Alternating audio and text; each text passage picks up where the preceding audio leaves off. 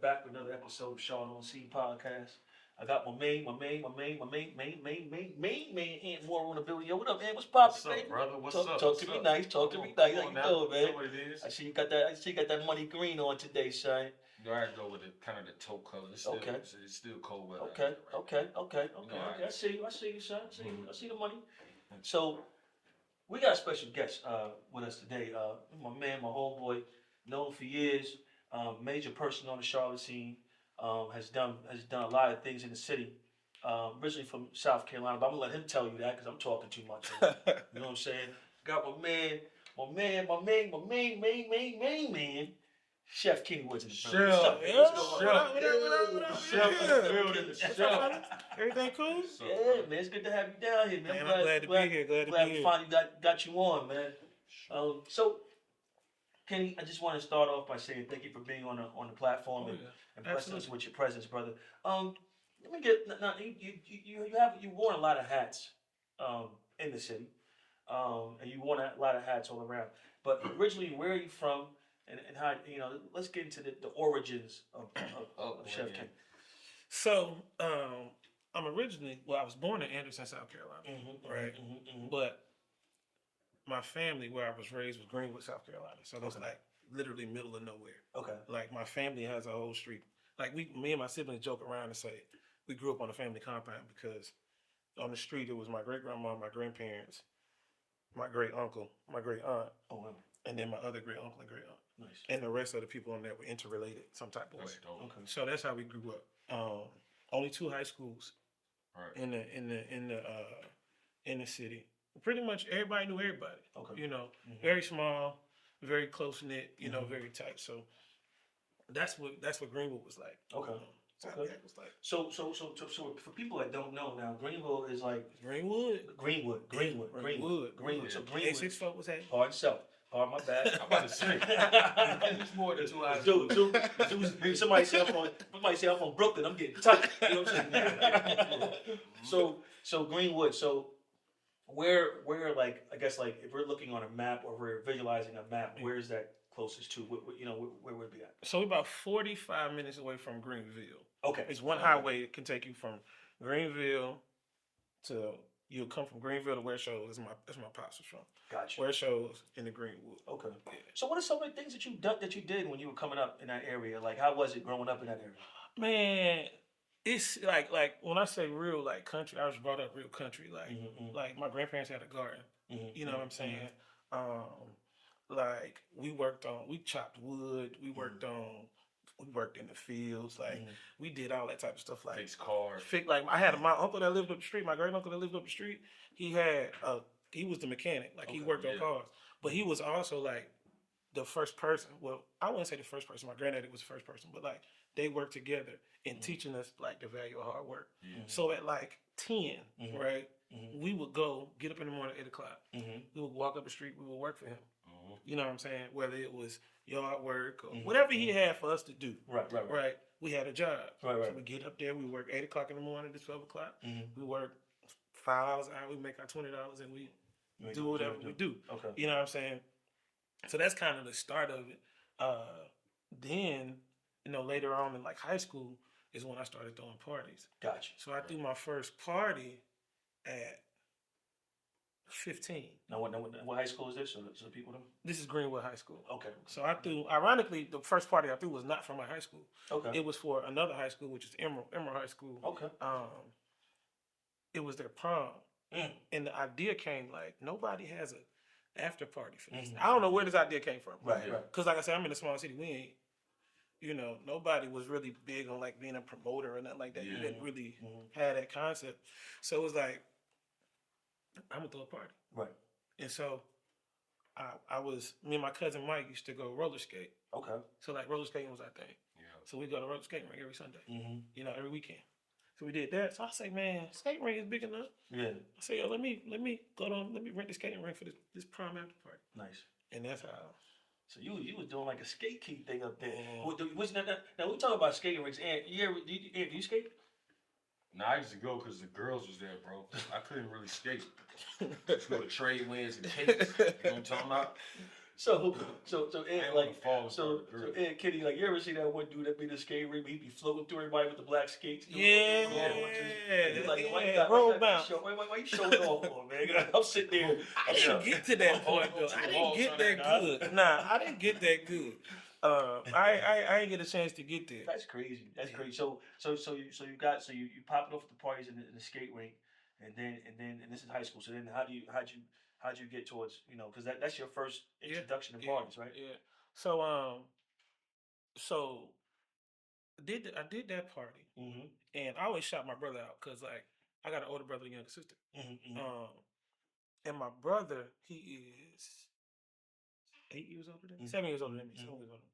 But he's like always been my biggest supporter. Like, hey, whatever you do, I'm with you. So like when I threw my first party, I'm going to office back getting flyers and shit. Like, and he like, man, I'll help you put out flyers, whatever. So he's like one of the driving forces behind it.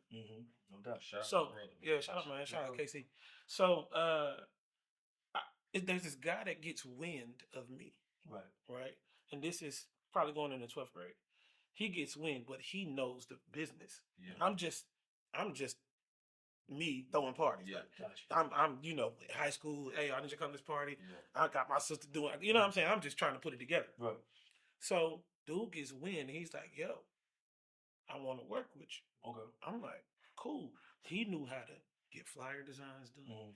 He knew how to get how to order flyers. He knew all of that. Laminate, all that. Right. We had physical flyers. I'm like, oh, so I go to him with an idea. I'm like, yo, I want to throw this white party. Right. So like Greenwood is small. You have all these other small counties around.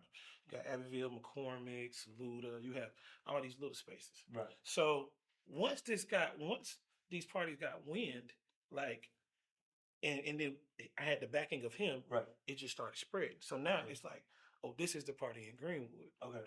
So we do that, right? We roll with it, and the money comes in. And so I go get the deal done at the skating rink, do the party. He gets the flyers and stuff. And so, when I wasn't even thinking enough to make sure I had my person and my people in place. I'm just like, fully trusting this person. Yeah, cool. You know what I'm saying? So you do it, money comes in. I'm like, I made way more money doing this shit by myself. Like, my office makes flyers, like, something ain't right. Like, something's not right about that. You know what I'm saying? Like, so I'm like, maybe it's just one off, whatever. Like, because the party was jumping, wall packed. Okay. So then we run it back. Same scenario. And I'm like, this ain't really. You ain't need him. I ain't need you. I did, but at the time, the middleman out. Learn early. Right.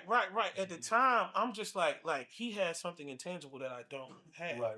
Like he has the ability to take this to the next level. Right. So I'm like, I don't know that. We connect, and now I'm seeing it on the back end that the money is not matching. Because I think this is. I'm thinking. Let's see, 2006. I think is when I threw the first party. So like, the deal at the skate rink when I threw it by myself was. They charged me $50 to rent it. Right. We did a door split.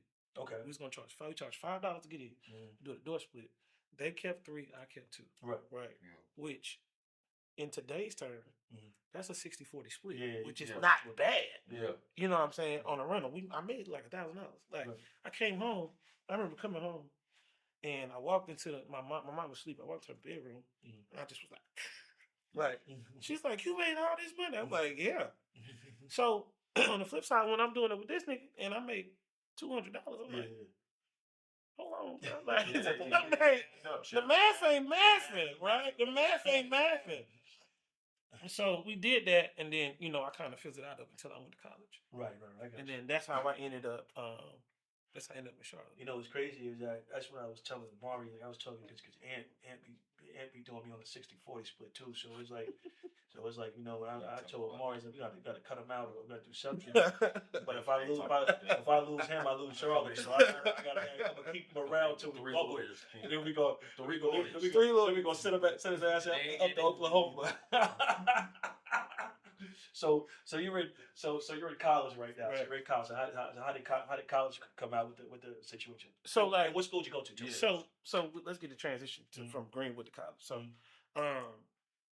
this is where the food part came in. So like in high school, upon graduating, I thought that was either gonna be military or culinary school. I didn't know which one I was gonna do. Gotcha.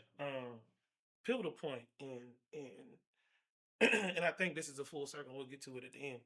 But a pivotal point is I'm learning the culinary program at school, and I go see my guidance counselor, and my guidance counselor's like, "So what you thinking? You know, it's your guidance counselor. They supposed to tell you like, you got a plan. Like, let's help you get your plan in place."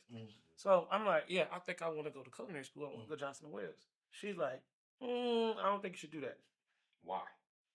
I'm like, she had a reason. She just said it was so expensive. She was like, "I think you should go to like USC and teach."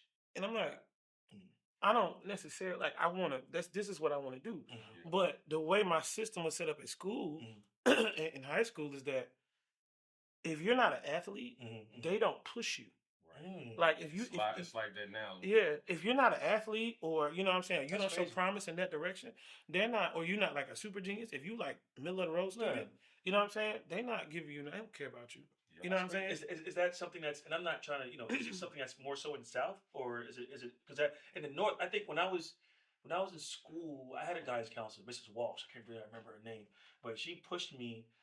Well, I think there was so many fights in school. She was pushing me not to get suspended no more. I think it's different, but I just wonder because I know in the South you have a lot of athletes, you have a lot of football players, a lot of basketball players, and it's more, it's more. So I've never heard where a guidance counselor where they would just push more athletes. It makes sense, but I just never.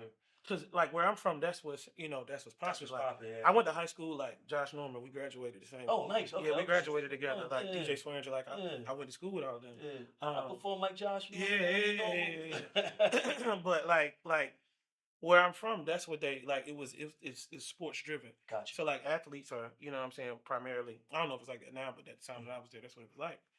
So like at that point, it was like, what? Yeah. Like, no, I'm going to culinary school. So I apply Johnson and Wales University. It's the only school I applied to. Nice.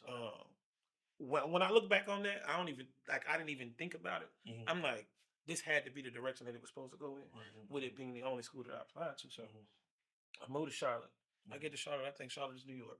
I think I'm from a small town, bro. Like, and this is Charlotte in 2007. This ain't Charlotte now. Yeah. You know what I'm saying? So like, I get here, like, I remember my first week of school. I'm walking with my roommate. My roommate was a dude named Justin Williams. Nice. White dude. He smoked cigarettes. I nicknamed him Smokey. But me and Smokey walking up the street, it's homeless people. Where I'm from, you don't really encounter homeless people. Because if somebody's on the street, somebody knows them. Yeah, it's close. Like your mom, your aunt, somebody can tell you who this person is. Yeah. So I'm seeing these big ass buildings, and I'm like, bro, I'm in New York. Like this is crazy. Like I had never experienced anything, like that. Like I traveled or whatever the case is, but as far as like leaving and moving to like the downtown of a city like this, because the school is in downtown. Yeah. Like to live in downtown center city, like was like. My godparents are from Lumberton. My godfather's from Lumberton. I used to go visit out there. I remember one time I had to fly into Fayetteville Airport, but I stopped in Charlotte first from New York, and people out there in Lumberton were like Charlotte was like the big city. And I never understood it. I was coming from New York City. I'm like Charlotte, but then I live in Charlotte. And I love Charlotte, but like it's grown so much. But like it wasn't to us. Of course, it's a smaller city, but I mean, my grandfather. Before he passed away, he was 80 years old. He was like, "Where we at?" Because he had a little dementia. Said, "Where we at?" I said, "We in Charlotte." Pops was at my house in Fort Mill. He was like, "I had some good times." I remember that. Yes, sir. Yeah, man. So I get the Johnson and Wales, and this is when the being a promoter really came to fruition. Okay. You know what I'm saying? So did my first year at Johnson and Wales, cool, whatever. And I appreciate Johnson and Wales so much because it was, it's a culinary school. It had other programs, but it was very small. Gotcha. So like everybody at Johnson and Wales was like a small family. Gotcha. You know what I'm saying? So you kind of like, how you can go to UNC Charlotte and there's so many students, like it's pockets. Where at Johnson and Wales, the pockets were very small. So like everybody is close and everybody is still close. So were you there when Chewy was there? I was there before Chewy. Okay. Yeah, I was there before Chewy. So I leave the first year, I come back. But I leave Charlotte to go back to Greenwood. Mm-hmm. So I'm like, man, I got to get the hell out of Greenwood. Like, I done got a taste of this. Like, I could not be here. It's slow. The people drive 25 miles per hour. Like, it's nothing to do. No, it's nothing going on. Like, niggas going to Walmart at the end of the night. Like, it's nothing to do here. I got to get out. So I come back. I get the opportunity to move into the dorms early. Mm-hmm. So I come back early. Mm-hmm. I get a flyer under my door for a Kappa party. Yo, I knew you was gonna do that. For a Kappa comeback party. I'll never forget it. So I get the flyer, and I'm like, I'm going to this party. So I call the number to get the shuttle. Right. And the person on the other line is like, all right, we gonna come get you. We gonna come get you. All right, cool. Shuttle don't come. Right. So on the other line, I call again. Hey yo, it's just me. Like, shuttle don't come. Mm-hmm. So I'm like, all right. Call it again. They like, shuttle still ain't came? I'm like, nah. They like, man, I'm gonna just come get you myself. Word. I'm like, all right, bet. So I sit outside, picks me up. Me and him have a conversation on the way to the party. And I'm telling him about my party promoting experience. Right. And he's like, yeah, I want you to be on my street team. So I'm like, cool, I'm gonna get on the street team. Right. Little did I know that one interaction would start. What is it? Almost 20-year relationship, business partner, and friendship. Wow. Okay. You know what I'm saying? Yeah, that 07, 08. Yeah, that's sport. That's my boy Sport. Well, it's funny. Say it. Smoothie. Because yo, yeah, man. I remember we had him. I always wanted to say it. I was like, told him before he got on. I was like, you gotta say it before you get on. You gotta say it, girl. Smoothie time. Yeah, man, and that started the whole build into pretty much everything that we did, everything that we're doing now. Like gotcha. But it's funny. Like I always kind of go back to this moment, and when we and him had this conversation, it's like, you know how many things had to line up for that to happen to get to here. You know what I'm saying? Yeah. Like being God don't make mistakes. No, he puts you in places that you're supposed to be in. Like literally, for me to say I'm gonna come back early for this party to be happening, and I don't even know nothing about it. Mm-hmm. For the shuttle to not come, for us to have this conversation. Mm-hmm. Right. You know what I'm saying? Mm-hmm. Like that starts the snowball effect. Gotcha. Of what turns into which eventually turns into the Kenneth Williams catering brand, which eventually turns into some of the biggest parties you've seen do in Charlotte. Like, that one conversation is everything. You know what I'm saying?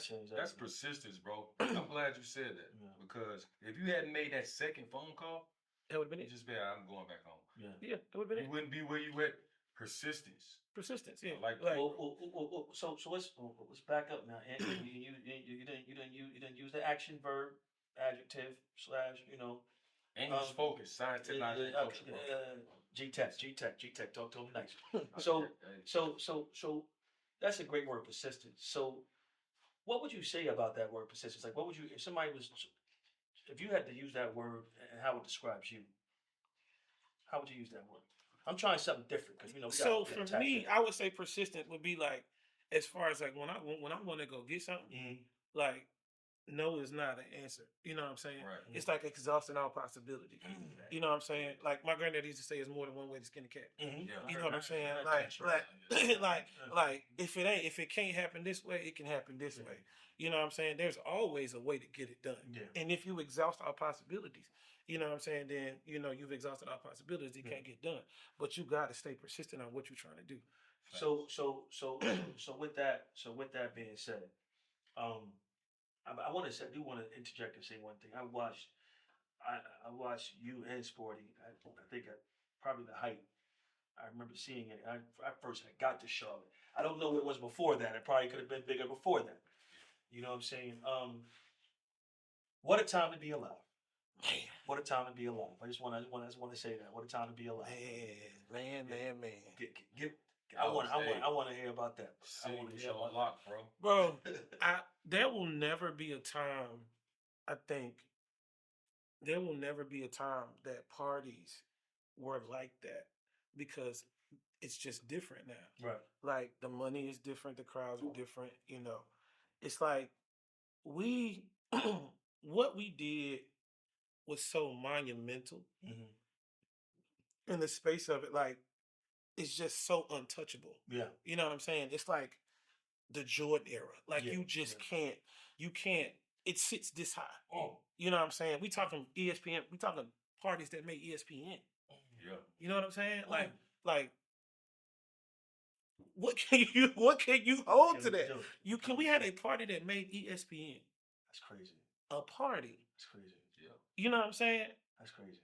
A group of regular dudes that just got together and did what they needed to do. It made ESPN. That's crazy. It's crazy, bro, because that run, man. I mean, like, I used to go to all, you know, you see, Yeah. You know what I'm saying? Yeah. Sport with my cousin, bro. I get in all the parties free. You know what I'm saying? And I'm like, we ain't supposed to be in here, bro. This don't look like Charlotte. And you know, Charlotte, but it was like y'all was really on some like Atlanta, DC type. It was different. Right, there was a city. point, y'all changed the city, the party scene. Look, there was a point where we would do Oklahoma Wednesdays, be 1,000 people. All right, we do Cameo on Fridays and Saturdays. 1,500, 1,600 people a day. And then Sunday we would do Label on Sunday, another 1,500 people. Yeah. Like I'm talking about all sold out, and we're not talking year long tenures. We're talking 3-4 years and consistently doing this, and you don't see that now. No, you just don't see it, and you know, like it's. I'm so happy to just have been a part. Yeah. And just being able to experience what I experienced and what I learned in that particular space.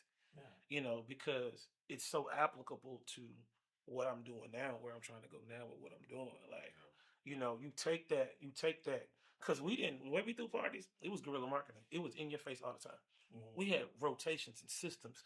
This street team hit this mall, then you switch, then y'all go to this mall. We this club hit flyers on the cars at this club, this club, the let out at this club, meeting at 2:30 in the morning at the Waffle House to go over what we doing tomorrow. What you talking about is like it's foreign to a lot of people because all they do now is put out these art and graphic flyers. Yeah. You talking about systematically street teams. Street teams. You had to get your own street team. And it was in a time where if you was on the street team, like the street team was a family unit. You know what I'm saying? Like coming on to a street team, and the guys that I came on the street team with, like I'm still cool with them to this day. And we talking 20 years ago. Yes, family. Like I'm talking meeting up. Hey, bro, you on the street team now, bro? I got you. I come pick you up. You know what I'm saying? We go hitting John C. Smith together. We hitting UNC Charlotte together. We doing all this. It was a family unit. Like I remember, man, we outside in front of For Sisters Only. Like, I know y'all know about For Sisters Only. I'm talking about passing out flyers, having a ball. Like, just doing it and being a part of something was so fun and monumental. Nobody wanted to be the person. We just wanted to be a part. And that was the unit, man. Yeah, that was the thing that was beautiful about it. I met one of my far right brethren do y'all. Oh yeah. I loved it because like you guys were, and I didn't know how deep the street team was because I knew about, of course, boy, I think I knew about Rush, and I I used to see y'all. I was like, okay, that's the. Because I was doing I'm looking, okay, that's okay. I had to do my. It's crazy back then. It's crazy, right? But you guys were all from different places and were able to mesh together like Voltron and work together and build something big. And a lot of people don't understand. You don't gotta be. Not everybody gotta be the man. Yeah. You know what I'm saying? If you just work together, you could come to a common collective and build something that's bigger than anything. Yeah. That's crazy, man. And the work behind it, like, and I think this is a lost art too, is that we were like, let's say it was CIAA, right? You didn't have no fun. CIAA was not for you to have fun. You had to understand that. CIAA was for you to work. We make this money, and then on Tuesday we going to Miami. Or on Tuesday we going to get a table somewhere and we going crazy. Like that's how you celebrate it, and it's a mindset because it's not instant gratification. You don't celebrate now. You celebrate. It's like what Kobe said: "Work's not done." You celebrate when it's done. That's where job not done. You that's where- celebrate when we get the ring. That's where I went wrong. That's I was interesting. part- That's real. That's interesting though you say that because growing up, like I see y'all. I'm thinking y'all partying with us because of how y'all interacting. Yeah. But to hear you say that, it made way more sense now as we older. You know what I'm saying? Because y'all look like y'all was a unit, like I said, so y'all look like y'all was having fun. Oh yeah. But y'all was having fun doing something y'all love to do. Yeah. Oh yeah. Y'all was working doing something y'all love to do. So it looked fun. It was so fun. The celebratory part, and then when it got to a point where it was automatic, then of course, when everything was on kind of like autopilot, of course it was an opportunity for us to have fun. But in the building stage, when we went into a night and it was building stage, it was all hands on deck. Let's get to it. Like so can you describe? Can you describe it? I really want you to describe this vividly. When y'all the party where you saw where the wave was just crazy, and you was like, oh my God, we did that. Like you looked up. I know the exact party. I tell you. You looked up like, no, we really doing this. Shit. You remember how Cameo was set up, right? Yes. All right, so there was the floor where the dancers was. Yeah. There was the third floor, and then on the back there were steps. Yeah. So I was standing on the back of the steps. It was Drake. C-I-double-A. Drake. Okay. So Drake. Okay. Drake. Okay. Drake. To be nice. Okay. Drake. It was Drake. C-I-double-A. Drake. This is started from the bottom, Drake. Yeah. There's 5,000 people in this building. Right. And he performed started from the bottom. So he does the intro. Yeah. Go start it. And literally I felt the building shake. Yeah. And I'm like, that was the moment, right? I couldn't believe it. Yeah. I could not believe it. Like, sport always pick at me because I used to have this moment that I would say, like, I'm just King from Greenwood. Like, because I'm just a regular dude from a small town. Like, you know what I'm saying? Like, to be in a space, to be a part of something like this. Yeah. Like, to say, like, oh, yeah, that was my team. Yeah. Like, throwing parties at the skate ring, I never thought that this is what I would do on the level that I would do it at. You know what I mean? Like, I never thought this far. Yep.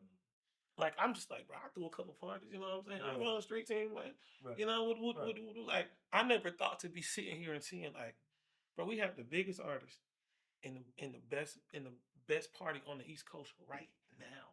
And it's y'all. And it's my team.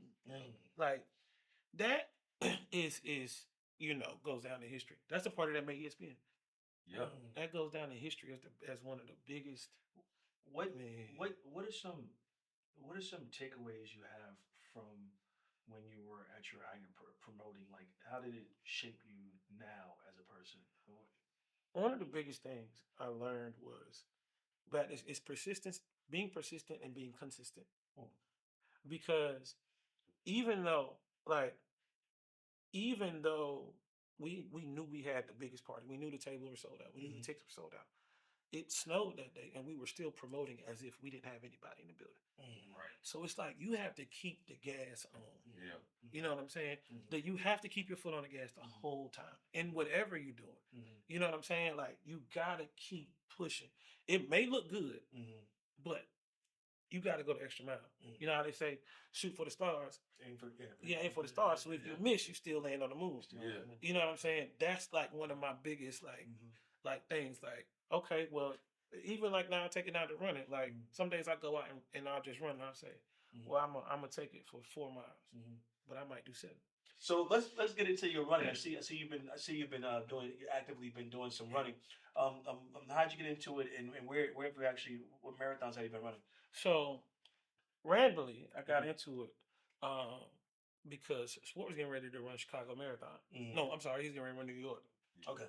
And so he sends me. I was not a runner at all. I was never doing this. Like, I would tell her, go ahead, you got it. I'm not running, bro. Right, That's not it. I'm cool on that. Right. So he sends me a 5K as he's getting ready to go run New York. And so I'm cool with a good challenge. I'm like, if this man go run a marathon, 26 miles, I can run 3. Right. So he sends it to me, but he sends it to me as a joke, and I think he's challenging me. Right. So I go and I run the 5K. Nice. The next day, I fly to New York to go to the marathon. Mm-hmm. And it's like, I don't know if you've ever been to one Mm-hmm. or like seen one in person. It's one of the most inspiring things that you would ever do. I've ran a 5K. My ex-wife did a 5K. I tell you something real quick. I did a 5K in DC one time, not a marathon. I did a 5K, and I bought this tight. This is when I had a pot belly, and I bought this tight ass Nike suit, and I was running in DC. And what happened was I never told nobody the story. So it was a 5K, and it was around RFK Stadium and into a neighborhood. And then I wasn't in shape, so I cut through some bushes. It came out. Man, it's cut his down. They didn't catch you? Nope. Cause they don't be on it. They don't be on it like that. They don't be on it like that. I had a headband too. I looked horrible. But man, we gotta put the pictures. We gonna find it, bro. Got to. They on MySpace. I don't know if you're gonna catch. Go ahead. I can't even see you with a headband. I was like 255 with a headband, Nike suit. I thought I was still in shape, and my stomach was sticking out, and I had these. But I had the idea of the outfit was fly. Right. But you got to be fly when you do that. Man, find the pictures. We got to see that. We got to see this. Hey, man. Go ahead. So, but when I say it was inspiring, it's like it's people in their 60s, 70s. Mm-hmm. It was a guy that had ran he was like 90, mm-hmm. and he had probably ran like 30 marathons or something like that. Like he had ran the New York Marathon ever since they started it. Wow. It's people out there with running in their kids. Everybody's running for different causes. Yeah. You seeing the shirts of what people are running for. It's people with one leg. It's people with one arm. Like you see it, and you like 26 miles, 26.2 miles is not short. Like at all. Right. And you see somebody, you able body with 2 legs and 2 arms, and you see somebody with 1 leg that's like tackling this mountain. Wow. So it was like, man, like that's like running from here to downtown. Yeah. That's real. Straight down Providence. So it was down like, Providence. So seeing it, I was like, man, if he can run 26, I could jump on this. So, and that's how the whole thing started. That's how we got rolling. And So hold now. Your first marathon. Was it how challenging was it? Well, I hadn't done it. I'm training for marathon. Training for marathon. I'm training for Chicago. Yeah. So your first. So what's the most you've ever run? I think and how challenging was it? I did a 5K challenge. I did a half marathon. Okay, half marathon. Now for people that don't know how much is a half marathon, because I think a marathon is 25 miles, right? 26.2. 26.2. Like so a half. 13.1. Hardest shit I ever did in my life. Yeah. Hardest. Can imagine. Like non-stop. Like you can't stop, right? You can stop. Oh, okay. Hardest shit I ever did in my life. Wow. Hardest. That's tough. It was the hardest shit I ever did. That's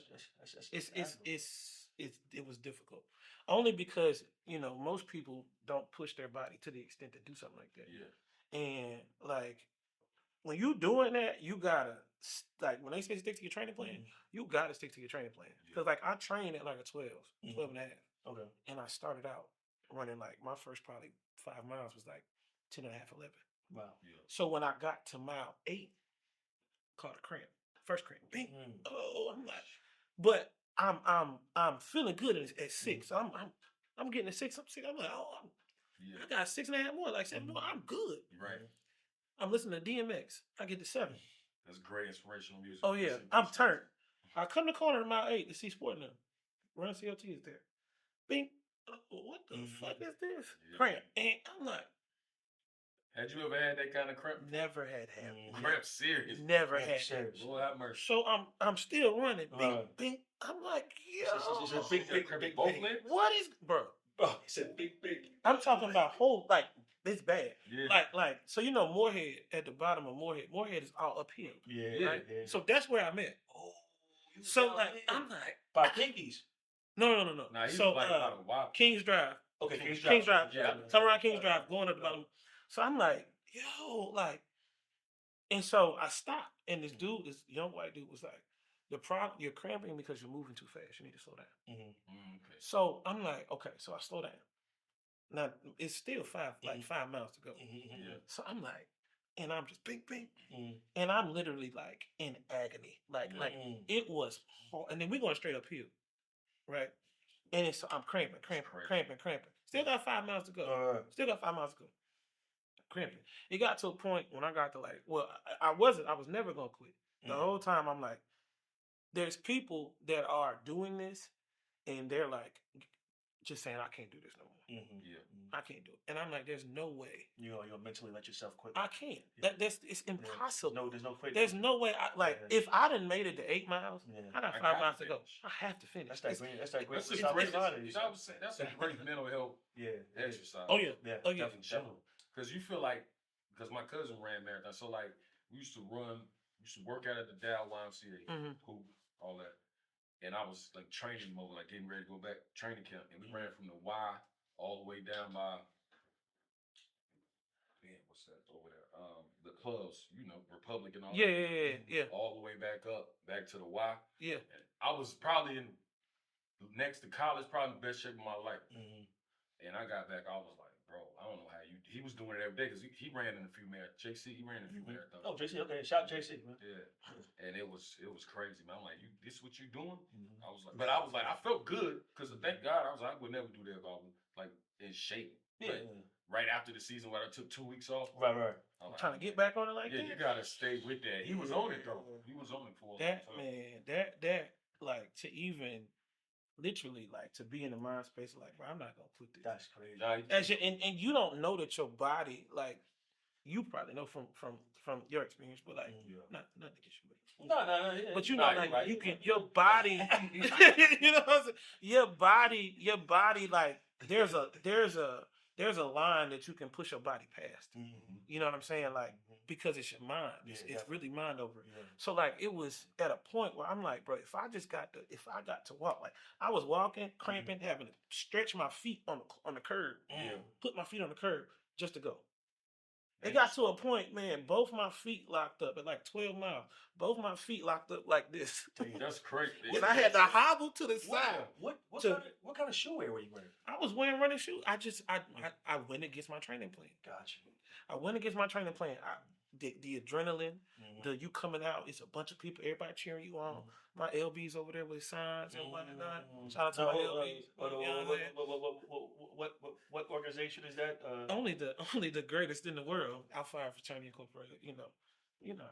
06 bros. Anyway, I knew it. Keep on shouting. It took this long. Bro. I'm surprised. But yeah, like that adrenaline. You know what I'm saying of coming out like that and really going and pushing it like that. Pushed past my training point and just started out too hot. Got there, but we finished it. And for me, it was like, it was one of my best accomplishments. That's awesome, man. Because it's like, bro. Awesome, man. It's 1% of the population that completed a marathon and a half marathon. That's awesome. What I'm saying? It's funny because I was actually parking my car the other day. I saw a sporty jogging. He jogs uptown a lot. Yeah. And I saw him jogging about just last week or whatever. He was jogging right there. I was in Palace. Shout out trying to give me a little half off over. Real quick. Shout out to Lick. So let's shift gears, Kenny. I want to really focus on and get back to the culinary, because you've been really, I've seen you really been pushing that a lot, and I watch you on Instagram, I watch you on Facebook. You have some great looking meals that you prepared. I know that's your skill set. You have a lot of skill sets. But getting into that, what's a good question actually? I really want to get to. First of all, what is the best dish you make? Now, don't be like a golfer and say, I got, you got a person with their best golfing hole. They're like, what do golfers ask? What's your best wood or whatever, or your iron? And they be like all irons, right? So what's your signature make? What you make? I hate this question. Okay. I'm gonna tell you why I hate this question. Right. Because it's more about, I love the creative space. Okay. Right. So we gotta be more specific in that. I like the creative space. Okay. And when it comes to food, I like for somebody to say, like, I get a wedding client and I'm like, so what do you have in mind? And they say, I don't know. And I say, okay, well, let's reflect the relationship in the food. Well, how do you do that? How would somebody do that? Okay, well, where'd y'all go? Give me some restaurants y'all like to go to. Or where did y'all go on your first date at? And so now how do we recreate that Gotcha. How do we That's tell it? dope. How do That's we dope. tell the story in the Yeah. food? You know what I'm That's dope. saying? That's dope. So like when you say, whenever they're talking to your guests, oh, we had Mexican because our first date was at wherever. Or you know what I'm saying? Like that. Like that's what I like to do. Gotcha. You know, that's That's my thing. That's the thing that I like more than just like being something specific to No cook. doubt. You know what I mean? Like, Okay, so let me. I mean, You go. no. You go ahead. I'm gonna come So back. you got 3 weddings back to back to back, Mhm. and all of them don't know. How do you pry that out of them? Because Right. I don't know. Like, it's not. You can't just be like, I don't care.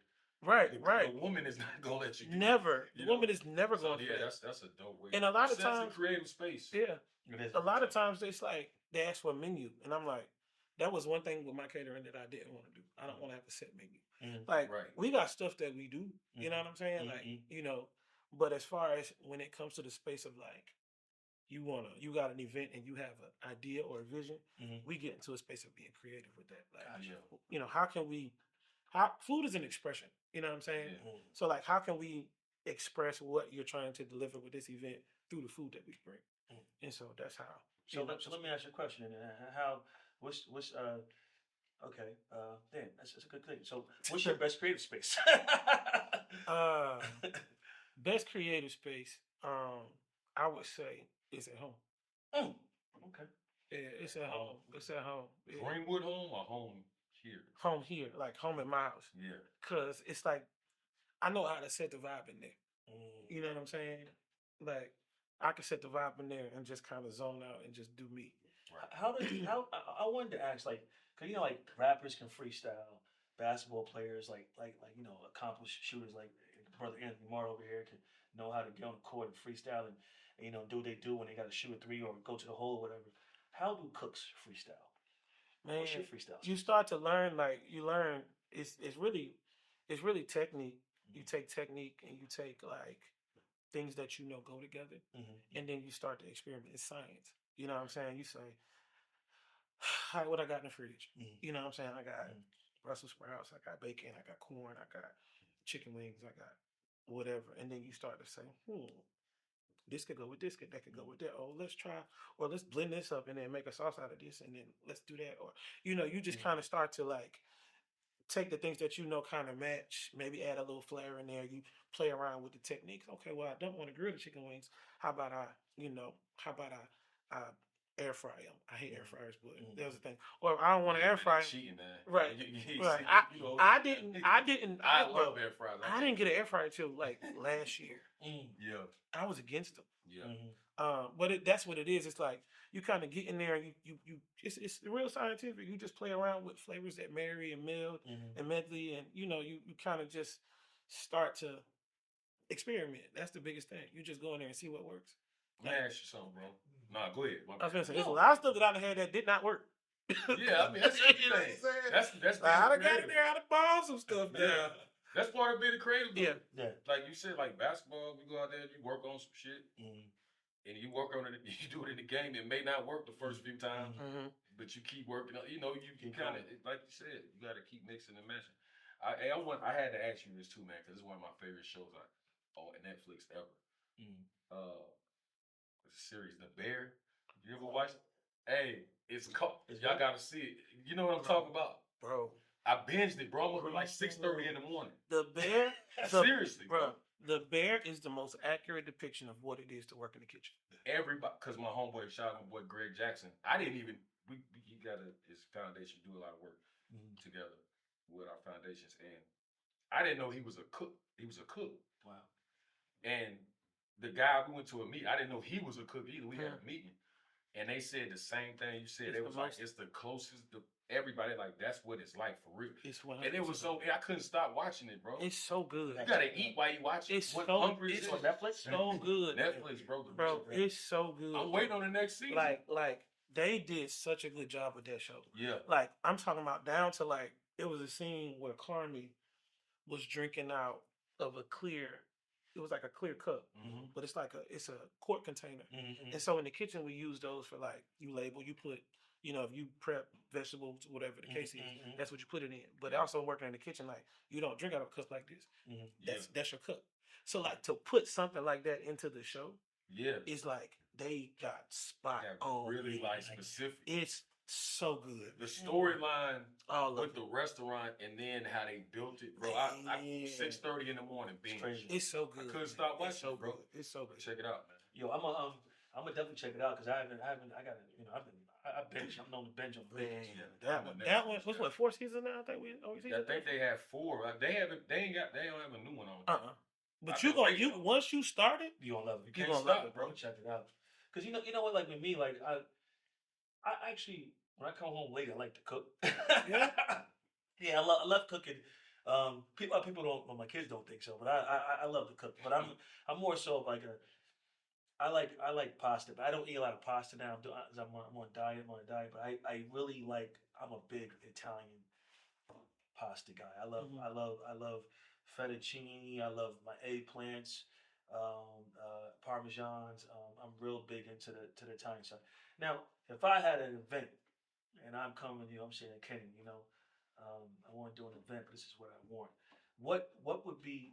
How would you gauge that event? And this is for everybody out there, but I'm trying to sell you services. Oh, so right. Promo, bro. I mean, so I would say go to my website. So like honestly, in this trial and error, like I used to be direct with all my clients, like inquiry. They text me, they'll send an inquiry, and I'll text them. I have to go through, and it took a lot of time. So like, what now? How it is you go to my website. There's a form on there. Okay. Name, email address, type of event, amount of people, type of cuisine, idea you have behind it, budget. Gotcha. So that way I know I have a framework now of how to build it out. So I can say, hey, I can look at it and be like, this gonna work or this not gonna work. Because you get on there and saying you got 100 people, but you got $500, we can't work. You know what I'm saying? And unfortunately, like, have you gotten that? Absolutely.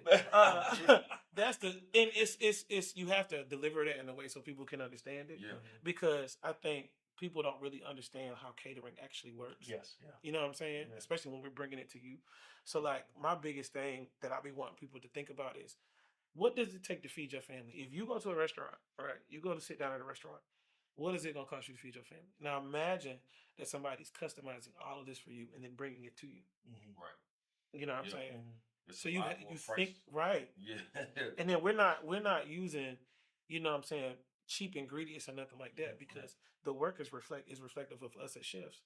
So like, I could go get, $2 cheese, or I could go get $25 cheese, and people that eat, there's a difference in $2 cheese and $25 cheese. Yes. You know what I'm saying? The difference. That there's a difference. So it's like when it comes to that, people got to really get into that and understand that,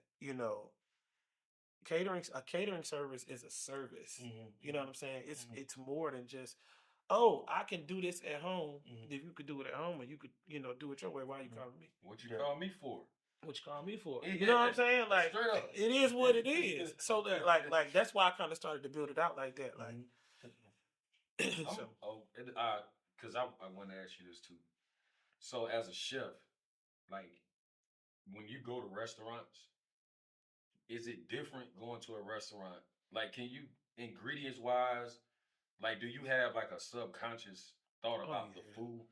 Because like I train and coach basketball, played.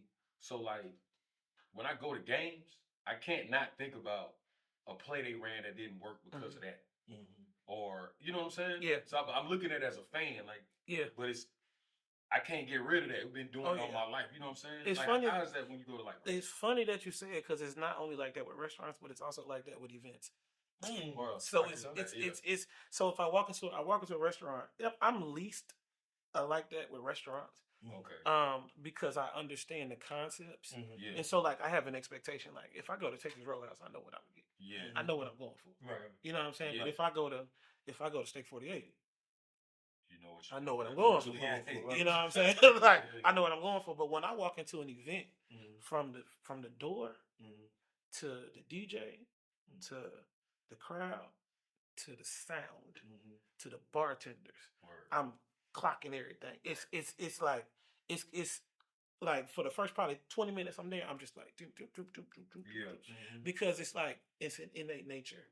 You can't stop thinking. You can't stop thinking about it, because when you've done it at a level, you're looking at it from a standpoint of like, it's like coaching. You know, you've done it at that level and you see, I don't want to say the flaws, you know, not like that, but when you see spaces of improvement or like things that could be different or things like, you know, so you go to somebody's stuff you support and the sound is off. You know, and it's hindering their experience for their clients. You like, dang, they could fix the sound. The crowd, they partying, they drinking, they not noticing. And you're not noticing it, and they not noticing it. But I'm not like that. I'm not really that bad with restaurants. With not with restaurants. That makes sense. What would you like? Which one of your favorite restaurants? 48 all day. 48, man. Stay 48. I went there last week, man. I spent like $5 on two. It's worth every good. dollar. It was good. It's so good. They from the experience to the food, they've done, you know, they've done a great job. Like, it was good. Now it's a soul food spot on Betty. That's why I want it. I want it. Oh, I know you're talking about. I ain't been yet. Angie's. It's on Betty's Ford, bro. It's on Betty's Ford. No, it's on the west side. Right past the Family Dollar. Best turkey wings in the city. Ain't no beef by name when I go. So I'm trying. I've been hearing about. I haven't heard about that. There's a one spot I want to go to. I gotta like, cause I'm trying to do this diet. I'm losing weight, but I want to try this oxtail pizza at Ronaldo's. I haven't had it, but I've seen rave. Ronaldo, my guy, too. Shout out to him. I've heard rave reviews about the oxtail pizza. Oh God, absolutely. No, he was on West Boulevard. Yeah, he used to cater all my Oh, so you know events. Yeah, I've been. Yeah, he good people. I see him. We running each other in Chef Store and what you call it, in Chef Store and not Whole Foods. Restaurant Depot. Yeah, because all the time. When I had the cigar bar, I didn't know Restaurant Depot. And Clarence had me making food in there, and I said Restaurant Depot. Restaurant Depot, you get some deals in there, but they be looking crazy in there. But you get some good deals in there. But you get everything in Restaurant Depot, son. Word up. On Wilkerson. He about to open up a spot, ain't he? Yeah. In Noda. He had the he was doing catering, but then he had the spot. You go pick your food up. It wasn't a restaurant. Like a ghost kitchen. Yeah, it was like him and his guys in the back, but you know, I got it. Now you spell out some terminology with it. What's a ghost kitchen? Talk to me. It's kind of like ghost kitchen is kind of like what he was saying. Like it's a share. It's not a restaurant, right? So it's a small space that you can go do like pickup and DoorDash and all that from. So you know, we get together, we say we want to open up, you know, whatever. We open up a ghost kitchen. We'll run our restaurant from, you know, we could say from 4 to 10. And the DoorDash delivery come, they pick our food up. We just work in there, and it's just like run how we want to. Now, Kenny, I want to ask you a question too, brother Kenny. I'll start, you know, again, I like to stay on my right, south side, we outside. So when you, I always wanted to ask, and you my dudes, I always want to ask, when you wear a chef's apron, and you have those things, like you have the pocket square and you have the things in the side. What do you supposed to have when you have your chef's kitchen, and what are those things? So every chef is different, right? So personally, me, I carry a pen. Because I always carry like a little notebook, so you know, making notes or something. Right. I carry a Sharpie for like labeling date and stuff. Like this is that thermometer. Okay. And then I carry a pair of tweezers. And what's the tweezers for? The tweezers are for like garnishing. So like if I do a plate and I need like a microgreen, like a little flower that's like this big, and I got a certain way I want to place it. So the tweezer allows me to, you know, place it how I need to. Yeah. You know exactly what I'm talking about. Yeah. So I carry that. I'll carry those are my essentials. Some chefs carry way more than that, you know, in their square. But I was kind of trying to keep it minimalistic a little bit. What's the most used instrument when you're in the kitchen? Now, this might be a crazy question, but I'm just asking because this is your, you know, like what do you feel like every chef, like you really gotta the bare sit, like what do you really need in there? My most used thing is probably my main chef's knife. Gotcha. Because I have a universal one that, you know, there's like so many different knives. You got that's all different. It's just like tools. You know what I'm saying? Like you got a wrench, you got a socket wrench, you got pliers. Right. But my chef knife is like universal. So like I can, you know, if I need to break a chicken down, I can do that. If I need to fillet something, I can do that. Like it's just the most useful. It's called a utility knife, honestly. And you use it for everything. So that's my main thing. Like, and I keep it. I take it to get sharpened. I probably got like 6 of them that I keep in my bag. So when I rotate one out, I might have one for show. Like if I'm doing something in front of people, I got one that's probably like that big with a wooden handle, fancy. Yeah. I got one, that I keep at the crib. Like I got one that it's probably like a 16-inch with a white handle. It's just the most, like, it's the biggest one and the most universal one I got. Yeah. So that's my main thing. I love it. A good chef knife and a good cutting board. That's the rule of thumb. Talk to me nice. And I'm sick of people seeing this. I'm sick of people doing this. Okay. When you put down your cutting board, put a wet paper towel under it. Why? I don't know why. Because, right, if your cutting board moves when you're cutting, you could cut your fingertips off. Think about it. Yeah. Yep. So it's got to be strict. Yeah. I see it on YouTube videos. I see it all the time. Put a paper towel. Stabilize. That, man, because who want to run into that? You ever cut yourself with a knife? That shit ain't fun. Like little slice right here. Burn full of meat. It's all preparation, man. That is my number one rule of preparation. Put the paper towel down under that cutting board. Y'all heard him, man. YouTubers. Everybody. Take the towel up under the cutting board for you get your hands. From man, Kenny. So we're about to hit the threshold. We're gonna wrap it up, but I want to first of all tell you and you could chime in. I want to tell you. I know how you. From me, it's a pleasure having you on the podcast, sharing your knowledge. You're not only a chef. You have skill sets of a lot of hats. Plus, you cool as a motherfucker. Yeah, always been A1. Always been cool, and your aura speaks for yourself. And I want to tell you, where you're going in life. I watch, and it's a privilege to be a part of your path for this hour, and I appreciate it so much. For you linking up with me and Ant and being on here. You blessed our show and you're actually solidifying us. You probably don't even know that. And I thank you so much, Kenny. I'm just happy at what y'all doing, giving people a space to even talk about regular people like me. You know what I'm saying? No, you ain't regular. Like, I feel that though. I'm just Kenny from Greenwood. You know what I'm saying? Like just giving us a space, man, to even talk about and showcase who we are and what we do. Like that's monumental because a lot of people don't get that opportunity. Yeah. So I appreciate the invite. Well, we appreciate you. And that's crazy because like this is something I didn't really think about when I started the show with Rashawn. Is that I've been knowing y'all for close to 30 years, and like having to sit down on our platform and getting to know y'all from day one to where you are now. That's the dopest part of the show. Oh yeah. Because like you get to really know people you've been around for all these years. You're super cool with, but then you get to learn their upbringing, and that's what this is about, bro. Yeah. You know what I mean? I think this show for the community. It's for the people. Y'all ever thought about doing one where y'all interview each other? Huh? Y'all ever thought about interviewing each other? He interviewed me already. So I can interview him. Yeah, that's how we got on. They interviewed me. You know what? Like that's how we got together. I interviewed Ant came and he was like, I want to kind of just I want to chime. I want to do it. So,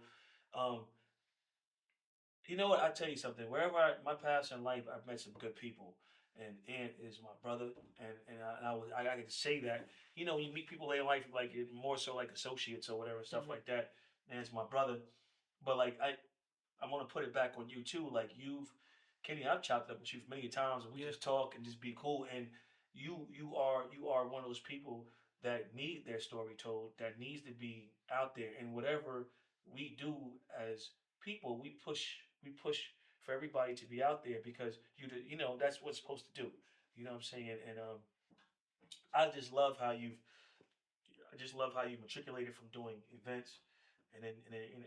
But hey, I just want to say Greenwood, he need a street name. Put y'all on the map right now. It's gonna be going crazy. Chef Kenny Court. Talk to him. We're gonna start live. It's gonna be a dead end,